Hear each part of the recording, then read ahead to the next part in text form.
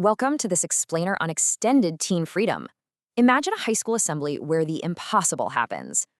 Seriously, what would you do if your school just completely canceled every single rule? Total freedom.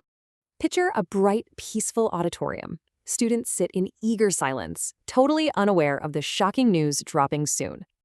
Up on stage, Sir Pent makes a wild offer. Explore every option to experience the fullness of life.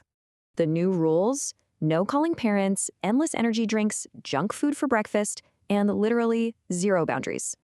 This is unbridled freedom, guys.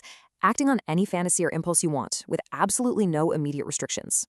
Students like Diesel and Abby are thrilled, but Evan and Evelyn, they sense a beautifully disguised trap.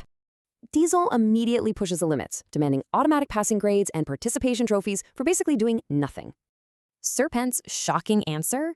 Boom, zero requirements needed to graduate and head right off to college. He tosses crisp, blank sheets of paper into the air. Students joyfully scramble for these instant graduation passes. But Evan cuts through the hype. He points out a sharp warning about the blank backs of those passes. Then, the doors fly open. Everyone rushes into a vibrant, serene paradise filled with endless amusement. In just 3 short minutes, the entire school shifted from totally normal routines to pure, unbridled freedom. But wait, here's the catch. An invisible debt is building up, completely unnoticed by the cheering crowd. So, can true freedom exist without a cost? Who's actually going to pay that final bill?